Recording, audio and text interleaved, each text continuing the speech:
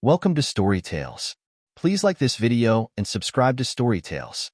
I hope you enjoy the story. Let's begin. The deep green Jaguar I-Pace purred to a stop at the wrought iron gates of the Whitmore estate. Cambria Rains cut the engine and sat for a moment, her hand still gripping the leather steering wheel. Through the windshield, she could see the sprawling grounds of the restored 19th-century mansion that had become Vermont's most sought-after wedding venue. The October afternoon sun cast warm light across the maple trees, their leaves a riot of gold and crimson that would photograph beautifully. She had chosen this venue herself. Every detail had been researched, negotiated, and approved through her company's accounts. The irony wasn't lost on her. Cam stepped out of the car, her tailored charcoal blazer and dark jeans giving her the look of understated elegance she'd perfected over years of client meetings. In her hands, she carried a small wrapped gift, a crystal vase from Tiffany that had cost more than most people's monthly rent. She had bought it 3 months ago, back when she still believed she would be walking her sister down the aisle today. The crunch of gravel under her heels announced her approach to the gatehouse. Through the wrought iron bars, she could see the white tent pavilions set up on the mansion's south lawn. Staff members in black uniforms hurried between the catering stations.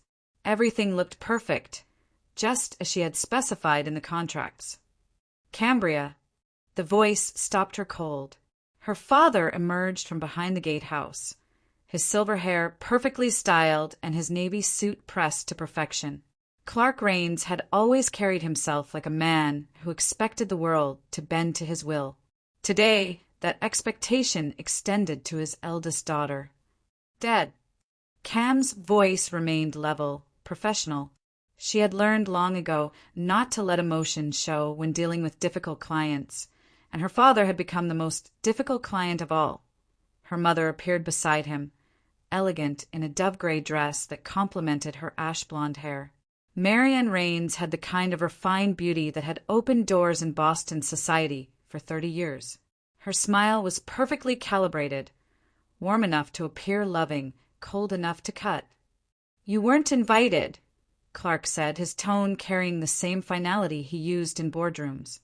"I need you to leave." Cam looked from her father to her mother, searching their faces for any crack in their resolve. She found none. The gift in her hands suddenly felt heavier. "This is Lila's moment," Marian added, her voice soft but sharp as broken glass. "You've always had to be the center of attention. Not today." The accusation hung in the air between them. Cam could have pointed out that she had spent 6 months planning this wedding from behind the scenes, that every vendor had been carefully vetted through her professional network, that the dress Lila would walk down the aisle in had been paid for with Cam's credit card. She could have reminded them that the only reason this wedding was happening at all was because she had quietly covered the costs when Kenton's finances fell through. Instead, she turned back toward her car without a word. "Cambria," her mother called after her. "I hope you understand. This isn't personal." Cam paused, her hand on the car door handle. She looked back at the estate grounds, her trained eye automatically cataloging the details. The string quartet was setting up near the rose garden. The photographers were testing their equipment. The catering staff was arranging champagne flutes on silver trays. Every single element had been coordinated through contracts that bore her company's name. Her parents thought they were protecting Lila's wedding from her. They had no idea they had just signed its death warrant. "I understand perfectly," Cam said, sliding into the driver's seat. She started the engine and drove away, leaving her parents standing at the gates of what would soon become the most infamous wedding disaster in Vermont society. 3 months earlier, the announcement had come during Sunday dinner at the family estate in Beacon Hill. Lila had practically bounced in her chair as she held up her left hand, the enormous emerald-cut diamond catching the light from the dining room chandelier. "We're engaged." Lila had squealed, throwing her arms around Kenton Vale's neck. "Can you believe it?" Cam had looked across the table at her sister's fiancé, taking in his perfectly styled dark hair, his expensive but slightly outdated suit, and the way his smile never quite reached his eyes.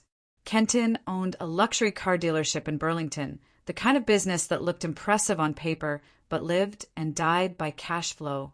She had done her research on him the moment Lila started bringing him around. "Congratulations," Cam had said, raising her wine glass. "When's the big day?" "October 15th, Lila had gushed. "We want a fall wedding. Something elegant and sophisticated." "Oh, Cam, I was hoping you could help us find the perfect venue. You know everyone in the wedding industry." Clark had cleared his throat. "About that, we've been thinking, and we want this to be a proper society wedding. Something that reflects our family's position. Which means expensive," Marian had added with a laugh that didn't hide her concern. "We're prepared to invest, of course, but they didn't have the money."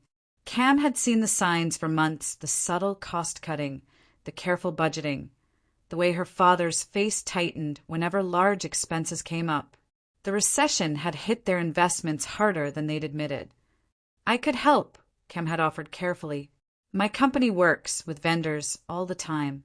I could probably negotiate better rates." "That's generous, sweetheart," Clark had said, "but we don't want to impose on your business relationships."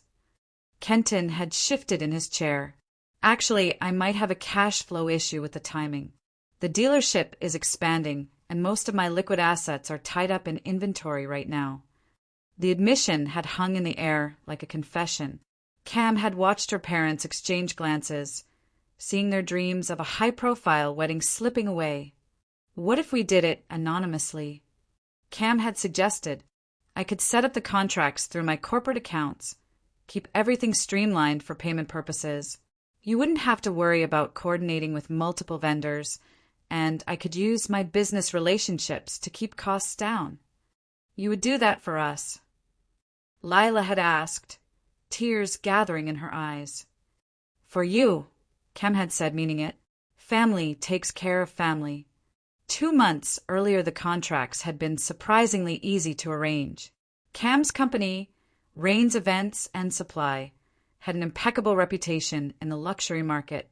When she called in favors and requested vendor partnerships for a high-profile October wedding, doors opened immediately. The Whitmore estate had been her first choice. The venue manager, Tanya Cross, was a former colleague who had started at Rains Events before striking out on her own. When Cam explained she needed to handle the booking through her company for client confidentiality reasons, Tanya had been happy to accommodate. "Corporate bookings are actually easier for us," Tanya had explained during their site visit.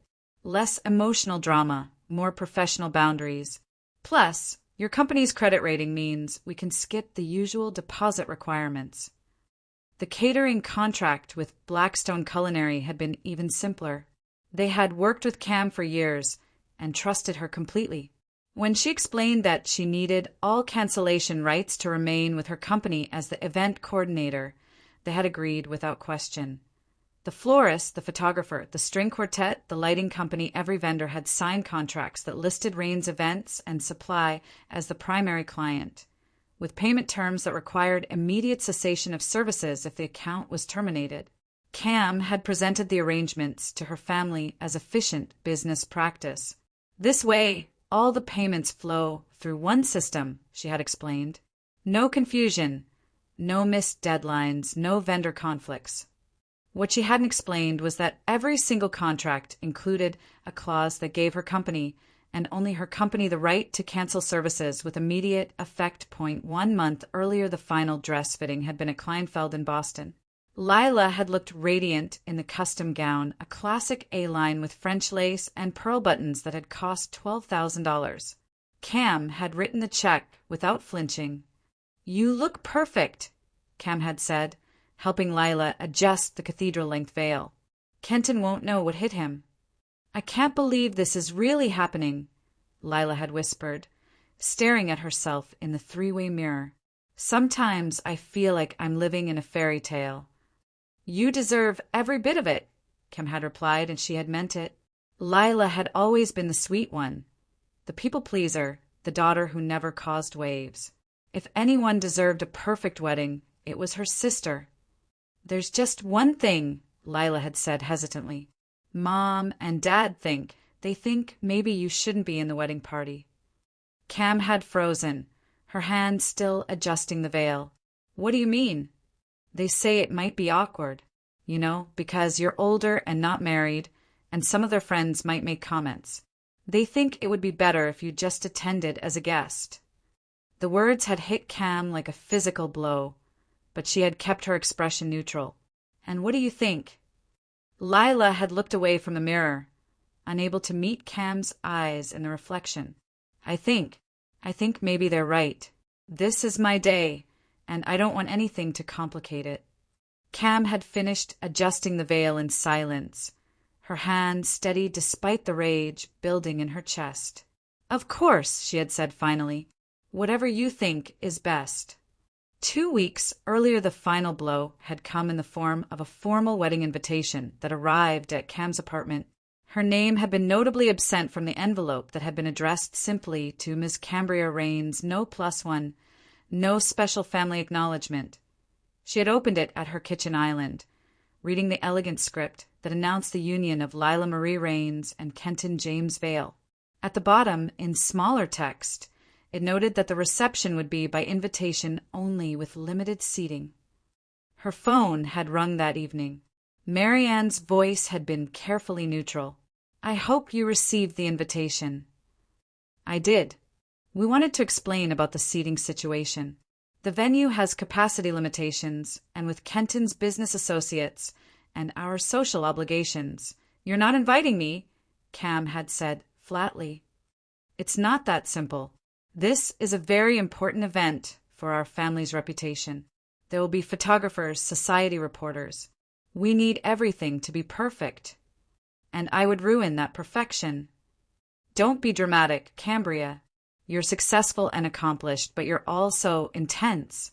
People notice you. This day needs to be about Lila." Cam had ended the call without saying goodbye. She had sat in her apartment that night, surrounded by the vendor contracts and payment receipts for a wedding she was now banned from attending. The irony was almost amusing. Almost 1 week earlier, Kenton had called on Thursday, his voice tight with stress. "Cam, I hate to ask this, but I'm having some cash flow issues. The bank is being difficult about extending my credit line, and I'm worried about covering the final vendor payments. How much do you need?" Cam had asked, though she already knew the answer would be substantial. "About 80,000. I know it's a lot, but I can pay you back after the honeymoon. I've got some deals closing in November that will free up cash." Cam had looked at her computer screen, where she had been reviewing the vendor contracts. Every single one was tied to her company accounts. Every payment had flowed through her business credit lines. The total cost of the wedding had already exceeded $200,000. "Don't worry about it," she had said. "Everything's already been handled through my company accounts anyway. Consider it a wedding gift." "You're incredible," Kenton had said, relief evident in his voice. "I don't know how to thank you." "Just make my sister happy," Kim had replied. She had hung up the phone and stared at the contracts spread across her desk. Her family had taken her money, used her connections, and benefited from her reputation. Then they had decided she wasn't good enough to witness the celebration of what she had made possible. The decision had crystallized in that moment. If they wanted to erase her from the wedding, she would erase the wedding from existence. The Lakeside Cafe was nearly empty at 3 o'clock on a Saturday afternoon. Most people were either at weddings or avoiding them, which made it the perfect place for Cam to think. She sat at a corner table overlooking Lake Champlain, nursing a cup of coffee that had long since gone cold. The drive from the Whitmore estate had taken 20 minutes, giving her just enough time to process the full weight of what had happened at the gates. Her parents hadn't just uninvited her from the wedding, they had cut her out of the family, at least for today. Everything she had built, everything she had given, had been deemed less important than appearances. "You look like someone who's planning a hostile takeover." Cam looked up to see August Rowley approaching her table. At 38, August still carried himself with the precise bearing of his Marine Corps days, but civilian life had softened his edges just enough to make him approachable. His security logistics firm had worked with Rain's events on several high-profile corporate functions, and their professional relationship had evolved into something deeper over the years. August. Cam managed to smile. I wasn't expecting you. I was in the area consulting on a security setup for a corporate retreat, he said, sliding into the chair across from her. Saw your car in the parking lot and figured you might need some company. Shouldn't you be at your sister's wedding right about now? That's an interesting question. Cam picked up her coffee cup, then set it down without drinking. Turns out I wasn't invited after all. August's expression darkened. They uninvited you? After everything you did for them? They never invited me to begin with. They just waited until I showed up to tell me I wasn't welcome. Cam's voice remained steady, but August could see the fury simmering beneath her controlled exterior. You're going to let them humiliate you like that? August leaned forward, his voice low and dangerous. After you paid for their entire wedding. They didn't just humiliate me, Cam said, her fingers drumming against the table. They just cut the power to their own wedding. They just don't know it yet. August raised an eyebrow. What do you mean? Cam pulled out her phone, her thumb hovering over the screen. Every vendor contract is in my company's name. Every payment authorization goes through my accounts. Every single element of that wedding exists because I made it possible. And now I'm just going to flip the switch. Cam's smile was sharp as a blade. If they want me gone, then everything I brought goes with me. She opened her email app and began typing. The first message went to Blackstone Culinary, formally terminating their catering contract effective immediately. The second went to the florist, canceling the delivery and requesting immediate pickup of all arrangements. The third went to the string quartet, invoking the cancellation clause that would void their performance agreement. Jesus, August breathed, watching her work. You're really going to do this? I'm not doing anything to them, Cam said, her fingers moving across the screen with surgical precision. I'm simply withdrawing my support. They made it very clear that they don't want me involved in this wedding. I'm just honoring their wishes. The next email went to her attorney, instructing him to trigger the contract withdrawal clauses with all remaining vendors. Photography, lighting, transportation, even the wedding cake, everything that had been arranged through Rain's events would be canceled within the hour. August watched her work, impressed despite himself by the thoroughness of her preparation. You planned this. I planned for contingencies, Cam corrected. In business, you always have an exit strategy. I just never thought I'd need to use it against my own family. Her phone buzzed with confirmation messages as vendors began acknowledging the contract terminations. The wedding that had taken months to plan was disappearing with each notification. What about the venue? August asked. Cam's smile widened. That's the best part. The venue lease is signed by one of my holding companies. Only I can authorize use of the property. She scrolled through her contacts until she found Tanya Cross's number. Tanya? It's Cam. I need you to enforce the occupancy clause on the Rainsvale event. No, immediately. Yes, I understand they're already set up. That's not my problem. She ended the call and looked across the table at August. Done. Your family is going to be furious. My family just learned a very expensive lesson about loyalty. Cam stood up, leaving a $20 bill on the table. They wanted a wedding without me. Now they have exactly what they asked for. August stood as well, shaking his head in amazement. Remind me never to get on your bad side. You're not family, Cam said, walking toward the exit. You're safe. As they stepped outside into the crisp October air, Cam's phone began ringing. The caller ID showed Lila's name, but Cam let it go to voicemail. Whatever her sister had to say could wait. Right now, she had a wedding to unmake. The Whitmore Estates catering pavilion had been a model of efficiency, just minutes before. 36 staff members in crisp white uniforms moved between prep stations, putting finishing touches on what was supposed to be a feast for 200 guests. The smell of herb-crusted lamb and roasted vegetables filled the air, and champagne chilled in silver buckets arranged along the service bar. Then the phone started ringing. Marcus Webb, head chef for Blackstone Culinary, was plating the appetizer course when his phone buzzed with an urgent message from the company's billing department. He glanced at the screen, expecting a routine vendor inquiry. Instead, he found a payment reversal notice that made his blood run cold. What the hell?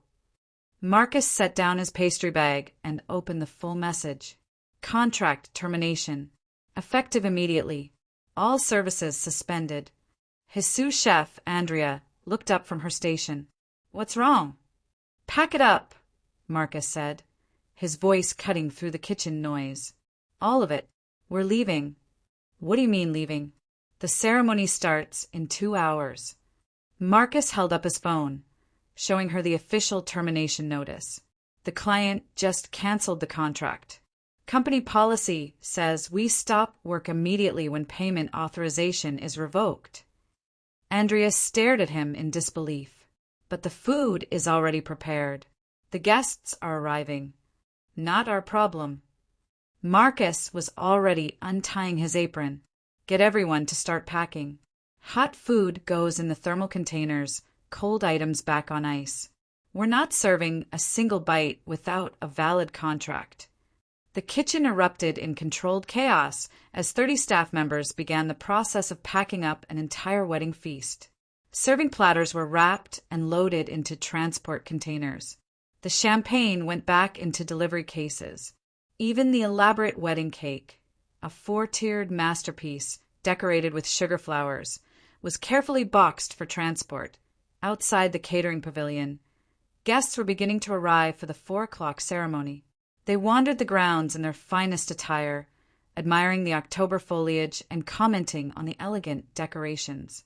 None of them noticed the stream of catering trucks pulling away from the service entrance. Lila emerged from the bridal suite in the mansion's east wing, radiant in her custom gown. Her hair had been styled in an elaborate updo decorated with pearl pins, and her makeup was flawless. She looked every inch the society bride she had dreamed of becoming. "Where is everyone?" she asked her maid of honor, her childhood friend Rebecca, as they walked toward the main staircase. "It seems so quiet." Rebecca checked her phone. "Maybe they're just being respectful of your preparation time. You know how these things work. Everything happens in a rush once the ceremony starts." They descended the grand staircase together, Lila's dress trailing elegantly behind her. Through the mansion's front windows, they could see guests gathering on the south lawn, but something felt different. The energy was wrong. Kenton appeared in the foyer, handsome in his black tuxedo, but with worry lines creasing his forehead. "Lila, we might have a small problem." "What kind of problem?" Lila's voice rose slightly, the first note of panic creeping in. "The catering manager says there's been some kind of billing issue. They're saying the contract was canceled." "That's impossible," Lila said. "Cam set everything up through her company. There can't be a billing issue." Kenton's phone buzzed with another message, then another. His face went pale as he read them.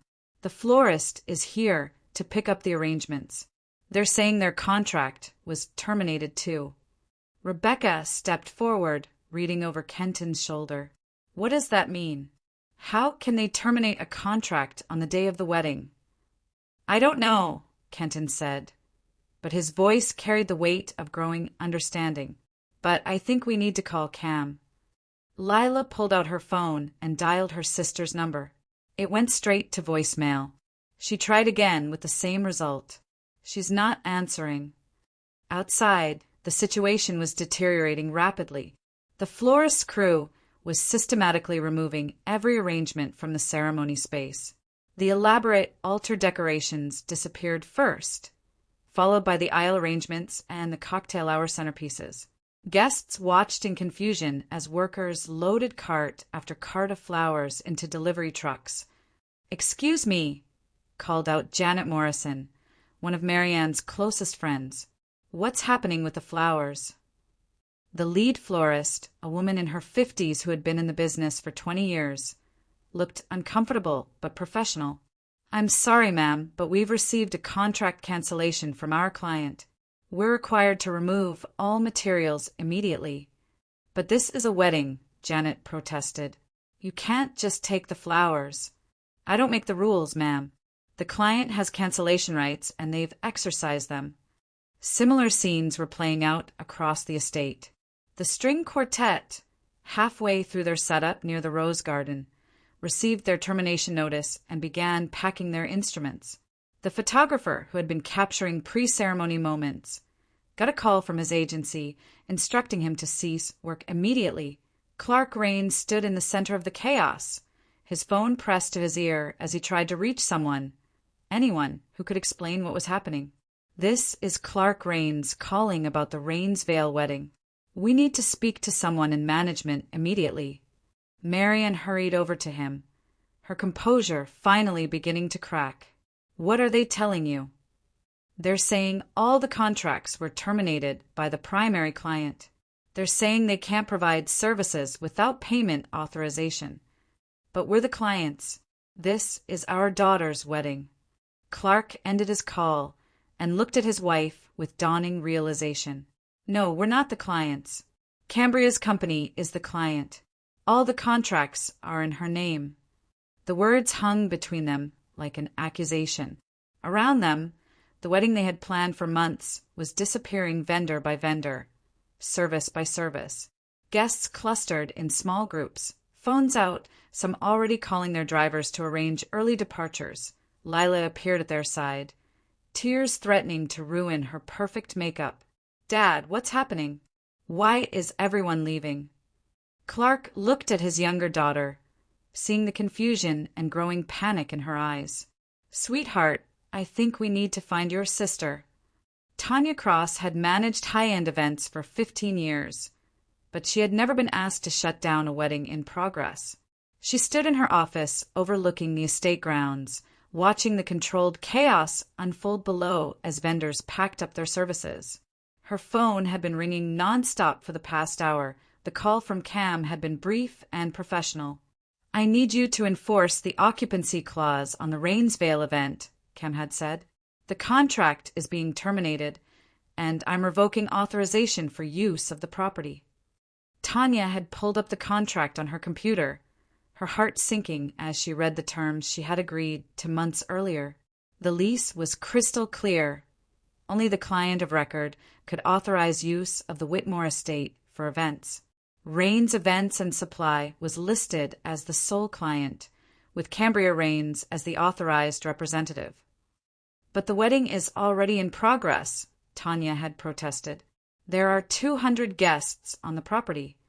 "That's unfortunate," Cam had replied, "but the contract is the contract. I'm exercising my rights as the client." Now Tanya faced the most difficult task of her career. She straightened her shoulders, checked her appearance in the mirror, and walked out to face the chaos. The scene on the south lawn was unlike anything she had witnessed in her professional life. Guests stood in small clusters, their elegant attire contrasting sharply with the growing disorder around them. Some were already heading toward the parking area, unwilling to be part of whatever drama was unfolding. Others lingered, perhaps hoping the situation would resolve itself. Lila stood near the rose garden in her wedding gown, surrounded by her bridal party. Her face was streaked with tears, and her carefully styled hair was beginning to come undone. Kenton paced nearby, his phone pressed to his ear as he tried unsuccessfully to reach various vendors. Clark and Marian held court near the mansion's entrance, fielding questions from concerned guests and trying to project an air of control they clearly didn't feel. Marianne's smile had become fixed and brittle, while Clark's face had taken on the grim expression he wore during difficult business negotiations. Tanya took a deep breath and approached the center of the group. She had dealt with difficult situations before, but never anything quite like this. "Excuse me," she called out, her voice carrying the authority of her position. "May I have everyone's attention, please?" The conversations around her gradually died down as guests turned to look at her. She recognized many faces from previous events: society figures, business leaders, people who expected excellence and wouldn't tolerate embarrassment. "I'm Tanya Cross, the venue manager for Whitmore Estate," she continued. "I'm afraid I need to make an announcement regarding today's event." Clark stepped forward, his jaw tight. "Miss Cross, I hope you're here to tell us this situation has been resolved." "I'm sorry, Mr. Rains, but I'm afraid that's not the case." Tanya pulled out her tablet, displaying the contract terms. "I've reviewed our agreement, and I need to inform you that this event is currently unauthorized." "What do you mean, unauthorized?" Marianne's voice rose above the murmur of the crowd. "This is my daughter's wedding. We've been planning it for months." "Yes, ma'am, I understand. However, our contract is with Rains Events and Supply, not with your family directly. The authorized representative for that company has revoked permission for this event to take place on our property." Lila pushed through the crowd, her dress rustling as she moved. "There has to be some mistake. My sister arranged everything. She wouldn't cancel her own sister's wedding." Tanya's heart went out to the young bride, but her legal obligations were clear. "I'm sorry, but I have clear instructions from the client of record. I'm going to need to ask everyone to vacate the property." The announcement hit the gathering like a physical blow. Several guests pulled out their phones, some calling drivers, others no doubt preparing to share the news on social media. The society wedding of the year was becoming the society scandal of the year. "This is ridiculous," Clark said, his voice carrying the authority he was accustomed to wielding. "I'll pay whatever fees are necessary. We can resolve this right now." "I'm afraid it's not that simple," Tanya replied. "The contract specifically states that only the client of record can authorize use of the property. I don't have the legal authority to accept payment from anyone else." Kenton finally ended his phone call and joined the group, his face ashen. "I just spoke to the last vendor. Every single contract has been terminated. Catering, flowers, music, photography, everything." "How is that possible?" Rebecca asked. "Who has the authority to cancel an entire wedding?" "Apparently my sister does," Lila said, her voice barely above a whisper. "She paid for everything through her company. All the contracts are in her name." The realization spread through the crowd like wildfire. Guests who had been confused by the sudden chaos now understood exactly what was happening. This wasn't a billing error or a vendor dispute. This was family warfare played out on the most public stage possible. Margaret Pemberton, one of Vermont's most prominent socialites, stepped forward with the authority of someone accustomed to being heard. "Miss Cross, surely there must be some accommodation that can be made. These people have traveled from all over New England for this wedding." "I understand the inconvenience," Tanya said, "but I have to follow the terms of our contract. I'm required to ask everyone to leave the property immediately." "Immediately." Marianne's composure finally cracked completely. "What about the guests? What about the accommodations people have made?" "I'm very sorry," Tanya said, meaning it, "but I don't have a choice in this matter." As if on cue, several phones in the crowd began buzzing with notifications. The first social media posts were already appearing, complete with photos and hashtags. Hashtag Rains Wedding Disaster was trending within minutes. Lila turned away from the crowd and walked toward the garden path, her shoulders shaking with suppressed sobs. The dress that had made her feel like a princess an hour ago now felt like a costume in a play that had ended before the first act. Kenton followed her, his business mind already calculating the damage this would do to his reputation. Half of his client base was standing in this crowd, watching his wedding fall apart in real time. The luxury car business depended on image and reliability. This disaster would follow him for years. Clark pulled out his phone one more time and dialed Cam's number. This time, She answered on the second ring. "Hello, Dad." "Cambria, what the hell do you think you're doing?" "I'm having coffee," Cam replied, her voice perfectly calm. "What are you doing?" "You know exactly what I'm doing.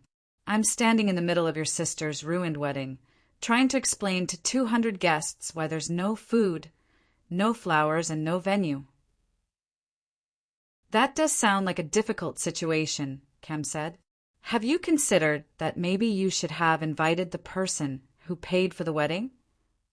The line went dead, leaving Clark staring at his phone in fury and disbelief. Around him, the exodus had already begun. Guests were streaming toward the parking area, their expressions ranging from confused to angry to already calculating how quickly they could share the story at the next social gathering.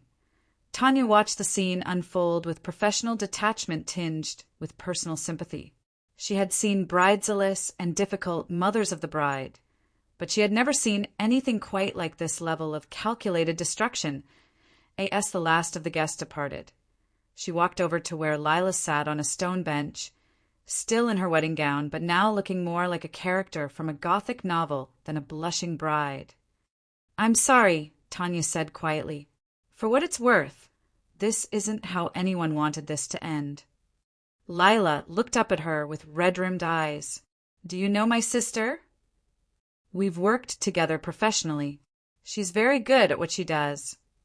"She used to protect me," Lila said, her voice hollow. "When we were kids, if anyone was mean to me at school, Cam would handle it. I thought she would always protect me." Tanya didn't have an answer for that.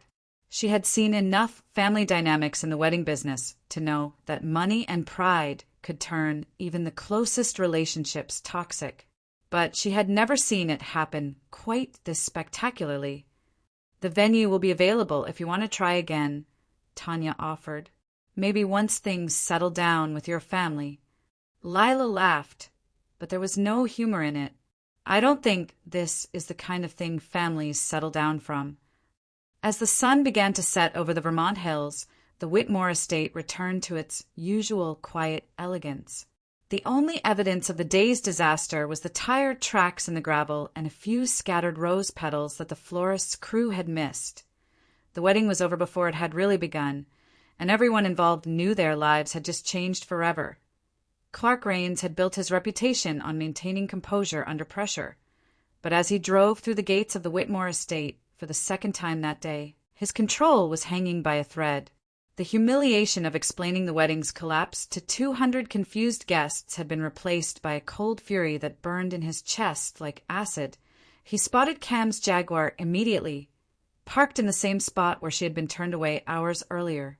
She was leaning against the driver's side door, phone in hand, looking for all the world like someone waiting for a business appointment rather than the architect of a family catastrophe. Clark pulled his Mercedes alongside her car and got out, his movements sharp and controlled. Behind him, Marianne emerged from the passenger seat, her elegant dress wrinkled and her makeup no longer perfect. They had dropped Lila off at the family estate, where she had locked herself in her childhood bedroom, still wearing her wedding gown. "Do you have any idea what you've done?" Clark's voice carried across the gravel parking area with the force of 3 decades of boardroom battles. Cam looked up from her phone, her expression mildly curious. "I terminated some business contracts. I believe that's well within my rights as the client of record." "Don't give me that corporate bullshit." Clark stepped closer, his face flushed with anger. "You destroyed your sister's wedding. You humiliated our family in front of everyone we know." "I didn't destroy anything," Cam replied, her voice remaining level. "I simply withdrew my support." "There's a difference." Marianne moved to stand beside her husband, her hands clenched at her sides. 200 people, Cambria.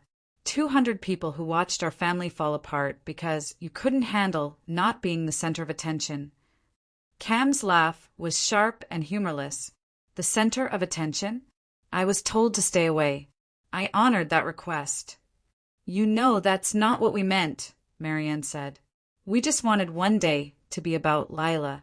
One day where everything wasn't about your accomplishments or your business or your need to control everything. My need to control everything. Cam pushed away from her car, finally showing the first crack in her composure. I controlled nothing. I simply paid for everything. There's a difference, though I understand how you might not see it.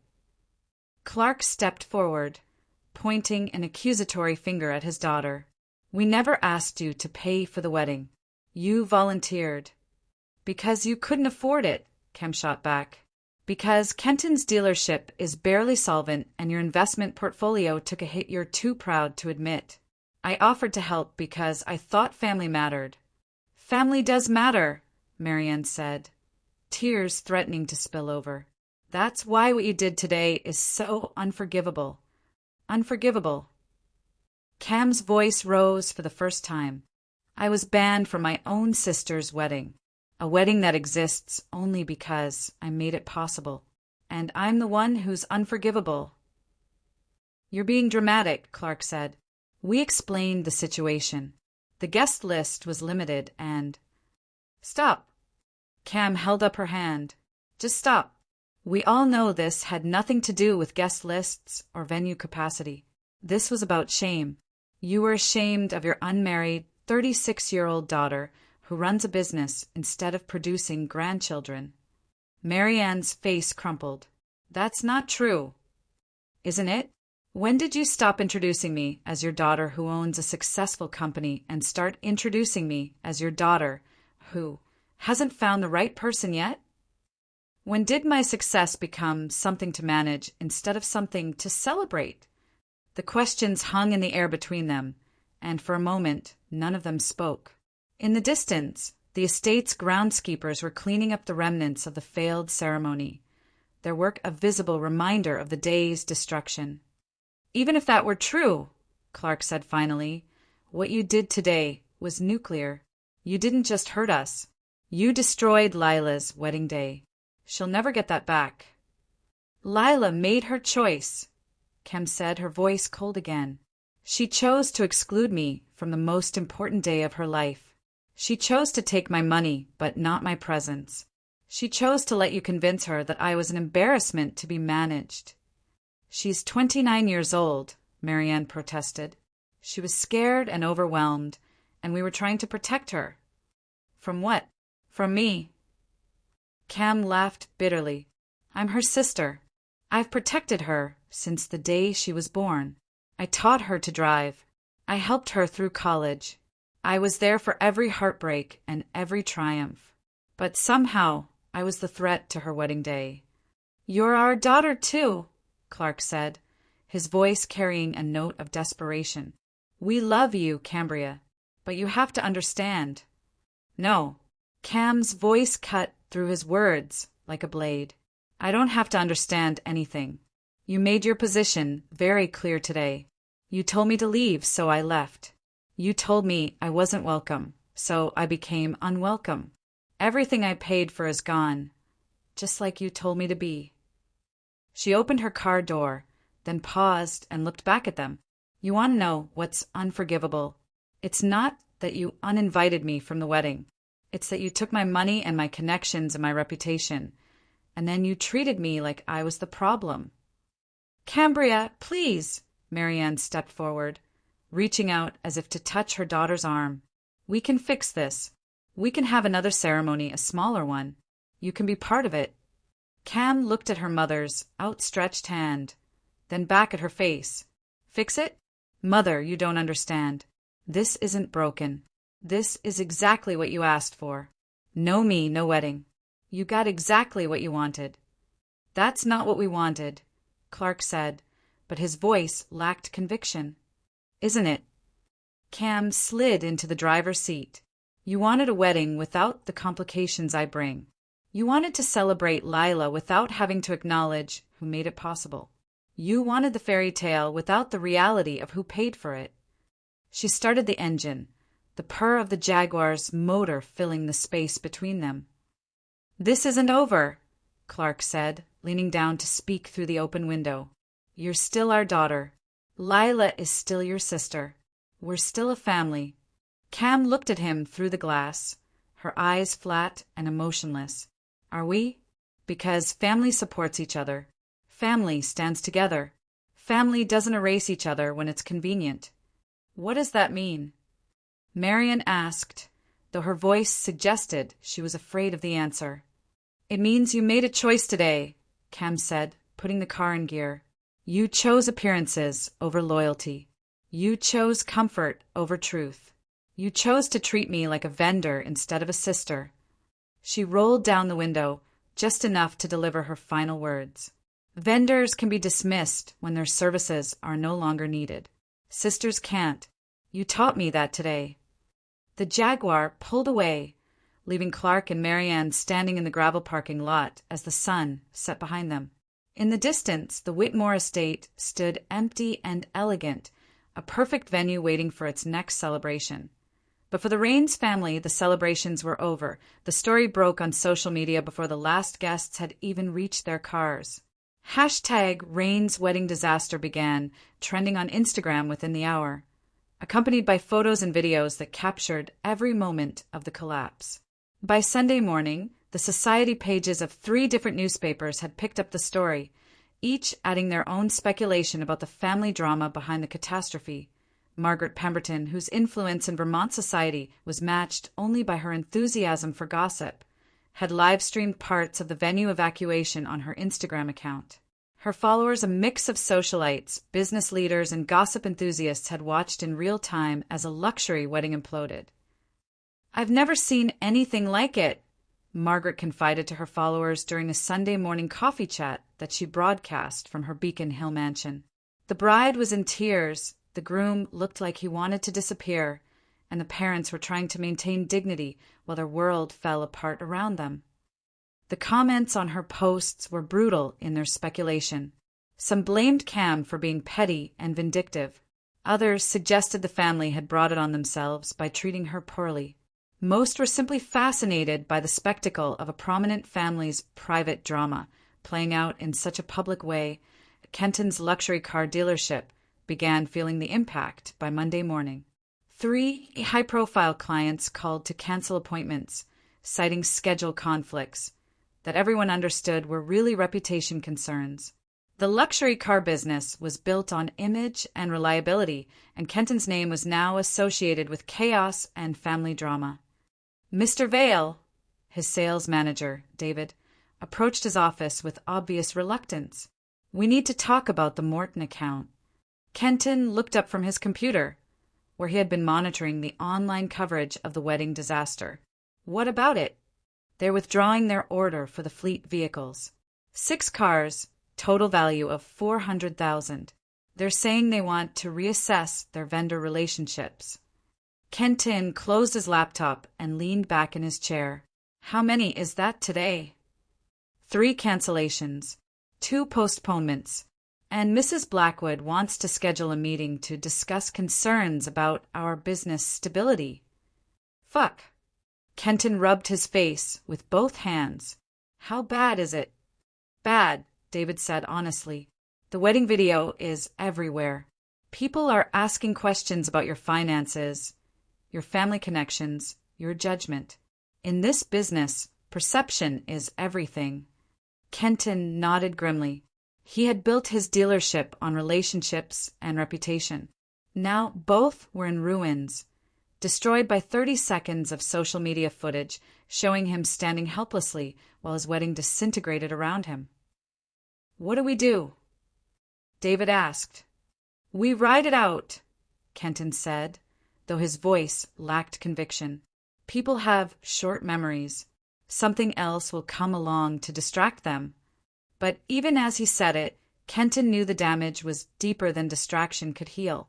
In the luxury market, trust was everything, and trust, once broken, was nearly impossible to rebuild. Meanwhile, Clark faced his own professional consequences. The board meeting at Hartford Financial on Tuesday was supposed to be routine, a quarterly review of portfolio performance and strategic planning. Instead, it became an uncomfortable examination of his family situation and its potential impact on the firm's reputation. Clark, said Patricia Wynne, the board chairwoman, as they settled into the conference room. "I think we need to address the elephant in the room." Clark had been dreading this conversation since the weekend. "If you're referring to my daughter's wedding." "I'm referring to the viral video of your family's public meltdown," Patricia interrupted. 3 million views and counting. "Our clients are asking questions." Robert Chin, another board member, cleared his throat. "The Pemberton Foundation called yesterday. They're concerned about stability and judgment in their portfolio management team." "This is a private family matter," Clark said, his voice tight with control. "It has nothing to do with my professional capabilities." "Unfortunately, that's not how our clients see it," Patricia replied. "They're wondering how someone who can't manage his own family finances can be trusted with their money." The accusation hit Clark like a physical blow. "My family finances are completely separate from—" "Are they?" Robert pulled out his tablet, displaying a financial website. "The wedding coverage mentioned that your daughter's company paid for the entire event. That suggests cash flow issues that our clients might find concerning." Clark looked around the table at faces that had been friendly colleagues for years. Now they looked at him with the cool assessment of people evaluating a liability. "I think it might be best if you took some time to resolve your family situation," Patricia said. "Maybe step back from client-facing responsibilities until things settle down." The words were couched in corporate speak, but Clark understood their meaning. He was being sidelined, pushed to the margins of the firm he had helped build. The humiliation was complete that Marianne's social calendar suffered a different kind of devastation. The charity luncheon on Wednesday was her first public appearance since the wedding disaster, and she could feel the whispers following her across the room at the Four Seasons. "Marianne, darling," cooed Vivian Ashworth, approaching with the predatory smile of someone who smelled weakness. "How are you holding up?" "I'm fine, Vivian. Thank you for asking." "Of course you are. You're so strong. I don't know how I would handle having my family drama broadcast to the entire internet." Marianne forced a smile. "Family is complicated. I'm sure you understand." "Oh, absolutely. Though I have to say, I'm surprised by Cambria's behavior. She always seems so professional, so controlled.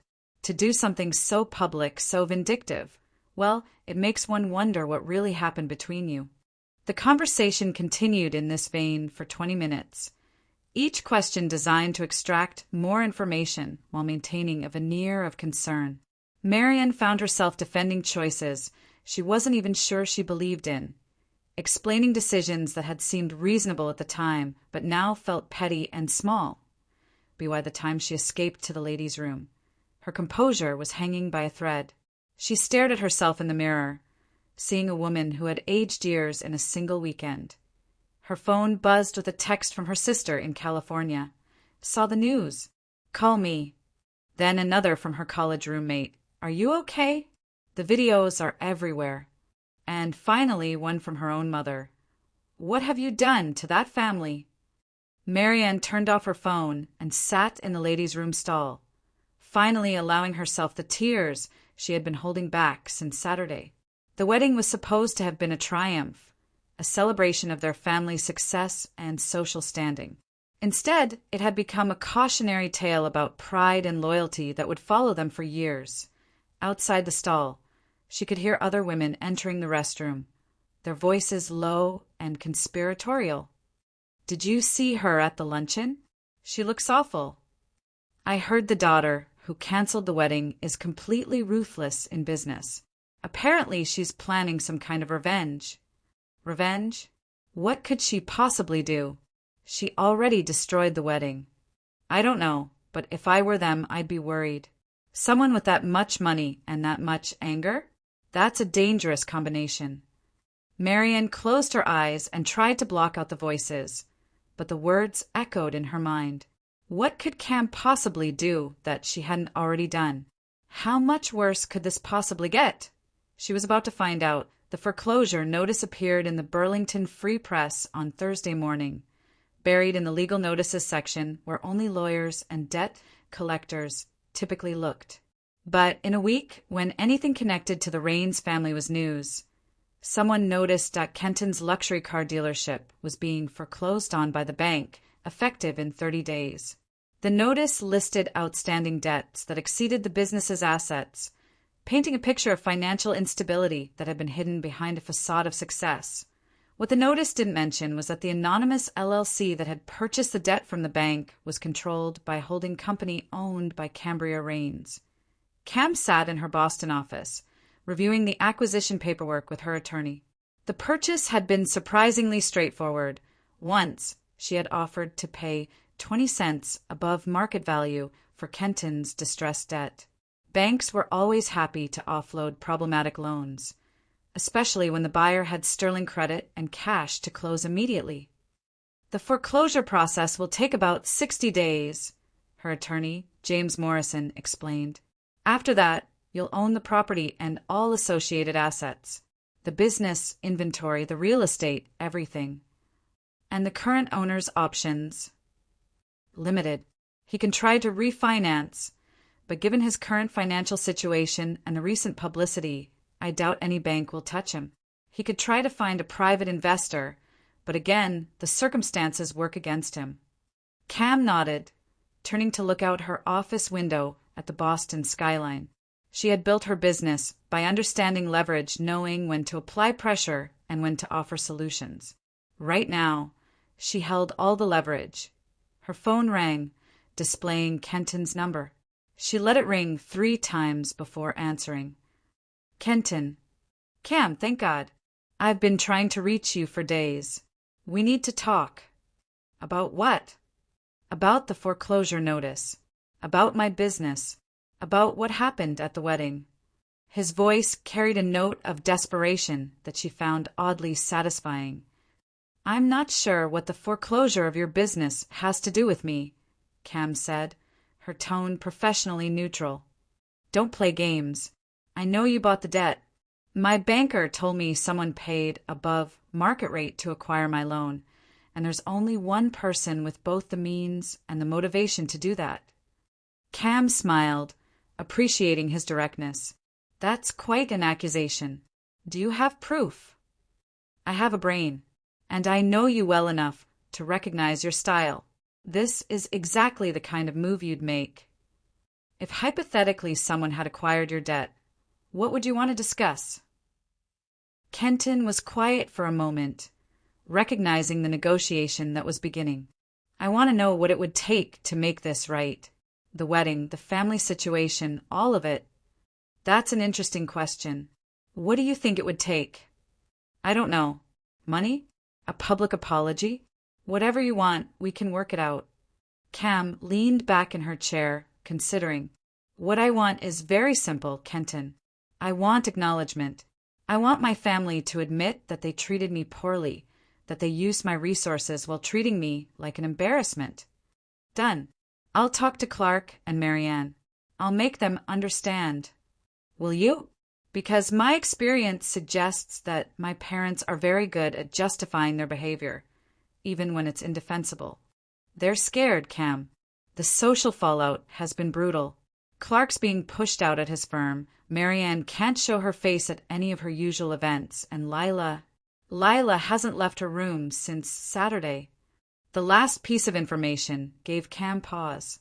Despite everything, the thought of her sister's suffering still touched something in her chest. But she pushed the feeling aside. Lila had made her choice when she agreed to exclude Cam from the wedding. That's unfortunate, Cam said, but consequences have a way of clarifying priorities. What do you want, Cam? Really, what would it take for you to make this stop? Cam looked at the foreclosure documents on her desk, then at the business plan her team had prepared for converting Kenton's dealership into an event space.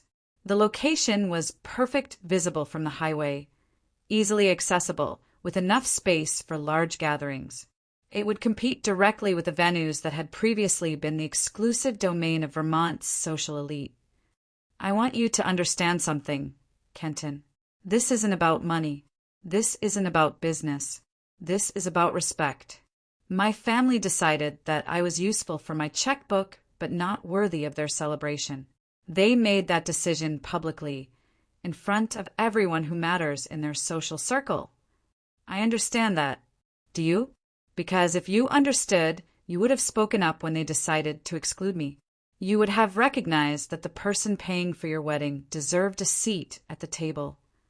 Kenton was quiet, and Cam could hear the weight of her words settling on him. I'll make them apologize, he said finally. Publicly. Whatever it takes. It's too late for apologies, Kenton. The damage is done. What I'm building now isn't about revenge, it's about ensuring this never happens again. What does that mean? Cam looked at the architectural plans spread across her conference table. It means I'm creating a new landscape. A place where my standards matter, where my contributions are valued, where no one will ever again mistake my generosity for weakness. She ended the call without saying goodbye and turned back to the plans. The renovation of Kenton's former dealership would take 6 months, but when it was complete, it would be the most sophisticated event venue in Vermont. More importantly, it would be hers, controlled entirely by her standards and her vision. Her assistant knocked on the door.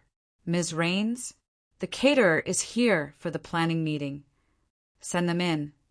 Marcus Webb entered her office, the same chef who had packed up the wedding feast just days earlier.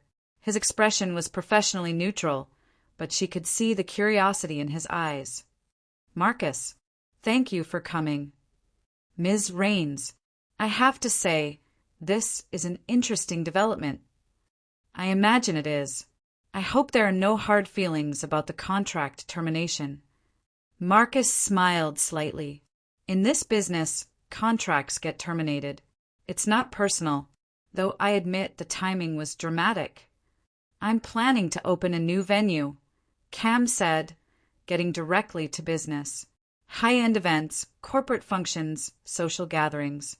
I'll need an exclusive catering partner, someone who understands discretion and quality. And you want Blackstone Culinary to be that partner. I want you to be that partner. Exclusively. I'm prepared to offer a significant contract. Minimum revenue guarantees, creative control over menus, profit participation. Marcus leaned forward, interested despite himself. What kind of venue?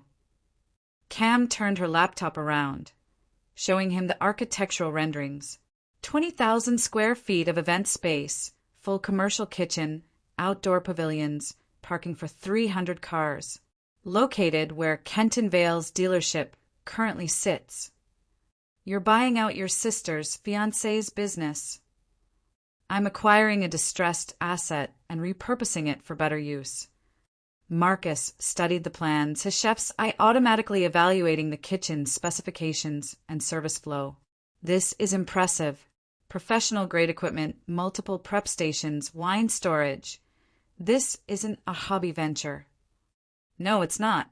This is my new focus, creating a venue that sets the standard for luxury events in Vermont, and presumably competing with some of your family's preferred venues. Cam's smile was sharp, competing with them and winning. I'm not interested in being an alternative. I'm interested in being the only choice that matters. Marcus closed the laptop and looked at her directly. When do we start? The grand opening of Rains Manor took place on a crisp October evening, exactly 1 year after the wedding disaster.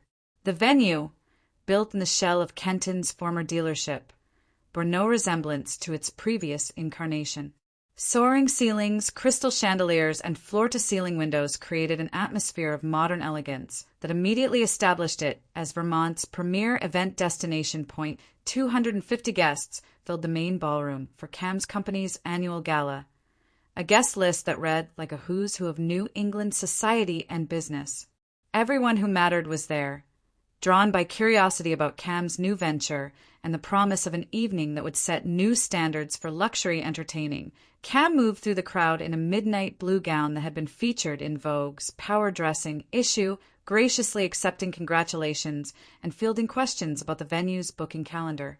The space was already booked solid for 18 months, with a waiting list that included several families who had previously considered the Rains name persona non grata. "Cambria, this is absolutely stunning," gushed Patricia Wynne, the same woman who had pushed Clark out of his leadership role at Hartford Financial. "I can't believe this was a car dealership just a year ago." "Vision and execution," Cam replied smoothly. "It's amazing what you can accomplish when you have clear goals and the resources to achieve them." Margaret Pemberton approached with her usual flair for drama, her phone already out and recording. "Cam, darling, you simply must tell my followers about this transformation. From scandal to success in just 12 months, it's the kind of story people love." "I prefer to think of it as evolution," Cam said, looking directly into the camera. "Sometimes circumstances force you to reevaluate your priorities and build something better from the ground up." "And your family? Have you reconciled with them since the wedding incident?" Cam's smile never wavered, but those who knew her well could see the steel behind it. "My family taught me valuable lessons about self-reliance and the importance of building your own foundation. I'm grateful for those lessons." It was a perfectly diplomatic answer that said everything and nothing, the kind of response that would fuel gossip for weeks, while giving critics nothing concrete to attack. Across the room, August watched the exchange with admiration. Cam had transformed from a woman seeking revenge into someone who had simply transcended the need for it. The venue wasn't just successful. It was a statement of independence that made her previous life seem small and constrained. "Ms. Rains." A young woman approached hesitantly, her press badge identifying her as a reporter from Vermont Business Journal. "Could I ask you a few questions about your expansion plans?" "Of course." "There are rumors that you're planning to acquire other properties, possibly including the Whitmore estate where your sister's wedding was supposed to take place. Can you comment on that?" Cam's expression didn't change, but several nearby conversations quieted as people strained to hear her response. The Whitmore estate had struggled financially since the wedding disaster, their reputation damaged by association with the Rains family drama. "I'm always interested in quality properties that align with my vision for luxury entertainment," Cam said carefully. "The market will determine which opportunities make sense to pursue." It wasn't a confirmation, but it wasn't a denial either. The reporter scribbled notes, clearly sensing a story worth following. "And if you could address the families who might be concerned about bringing their events to a venue associated with the wedding incident, I would tell them that Rains Manor represents the highest standards of professional service and discretion. We honor our commitments to our clients, period. What happened a year ago was a valuable lesson in the importance of choosing partners who share your values." The reporter nodded, recognizing another expertly crafted non-answer that would generate more questions than it answered as the evening progressed. Cam found herself in the venue's private office with her core team August, James Morrison, and Marcus Webb reviewing the night's success and planning future moves. "The Whitmore estate inquiry was interesting," James noted. "Are you seriously considering acquiring it?" "I'm considering market positioning," Cam replied. "Right now, we're competing with established venues that have decades of reputation and client relationships. Acquiring strategic properties would consolidate our market position and send a message," August added. "Everything sends a message. The question is whether it's the right message for our objectives."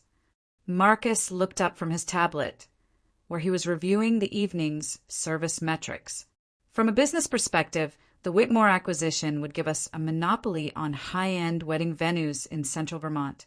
We could set pricing and availability standards that would essentially control the luxury market. And from a personal perspective," James asked. Cam was quiet for a moment, considering. A year ago, the idea of owning the venue where her family had humiliated her would have felt like the ultimate revenge. Now it simply felt like good business. "From a personal perspective, it would close a chapter," she said finally. "Complete the transition from someone who could be discarded when convenient to someone who controls the entire game." Her phone buzzed with a text message. She glanced at the screen and felt a familiar tightness in her chest. It was from Lila. "I saw the pictures from tonight. Everything looks beautiful. I'm proud of you." Cam stared at the message for a long moment. It was the first communication she had received from any family member since the wedding disaster. For a split second, she felt the old impulse to respond, to reach out, to try to bridge the gap that had opened between them. Then she deleted the message without responding. "The Whitmore acquisition is worth pursuing," she told her team. "Set up a meeting with their ownership group. Let's see what it would take to bring them into our portfolio." As her team filed out to rejoin the party, Cam remained in the office, looking out at the venue she had built from the ashes of her family's rejection. Through the windows, she could see her guests enjoying themselves in a space that existed entirely because she had refused to accept dismissal. Her reflection in the dark glass showed a woman who had transformed pain into power, humiliation into independence. The wedding that had been designed to erase her had instead become the catalyst for her complete liberation from the need for anyone's approval. August returned to the office, carrying 2 glasses of champagne. "Regrets?" he asked, offering her one of the glasses. Cam took the champagne and turned away from the window. "About what?" "The family bridges you've burned. The relationships that can't be repaired." Cam sipped her champagne, considering the question seriously. "You can't repair something that was never properly built. My family loved the idea of me more than they loved me. They valued what I could provide more than who I was. And now I provide for myself. I create value on my own terms. I build relationships with people who see me as essential rather than convenient." They rejoined the party, where the evening was reaching its crescendo. The final presentation was a video showcasing Rains Manor's first year of success. Stunning events, satisfied clients, and a growing reputation that had already surpassed the established competition. As the video ended and applause filled the ballroom, Cam stepped to the microphone for her closing remarks. "A year ago, I learned an important lesson about the difference between being wanted and being needed," she began, her voice carrying clearly through the sound system. "Tonight, I'm surrounded by people who have chosen to be here, who value what we've built together, who see partnership as mutual respect rather than convenient utility." The audience listened intently, many of them aware of the subtext behind her words. Rains Manor exists because I stopped waiting for permission to build something extraordinary. It thrives because we've attracted clients and partners who understand that true luxury isn't about exclusion, it's about excellence. She paused, her eyes sweeping across the crowd of faces that included many who had witnessed her humiliation a year earlier. "Someone recently asked me if I regret the choices that led to this moment. Regret? No. I just stopped paying for fantasies and started building realities." The applause that followed was thunderous, a recognition not just of her business success, but of her personal transformation. As the evening wound down and guests began to depart, many approached her with business cards and requests for private meetings. Standing at the entrance as the last guests departed, Cam surveyed the venue that had become her declaration of independence. Tomorrow, her staff would begin planning the next phase of expansion. The Whitmore estate acquisition was just the beginning of a larger strategy to reshape Vermont's luxury entertainment landscape entirely. Her phone buzzed again with another message from Lila, then one from her mother, and finally one from her father. She glanced at the preview, text visible on her screen. "Can we talk? Please. I was wrong. We were all wrong.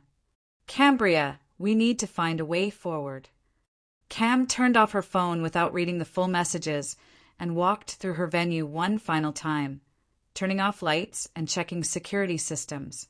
The messages would still be there tomorrow, and the day after that, and the day after that, but she was no longer the woman who had been turned away at the gates of the Whitmore estate. She was no longer someone whose value could be dismissed when it became inconvenient. She was Cambria Rains, owner of the most successful luxury venue in Vermont, and she answered to no one but herself.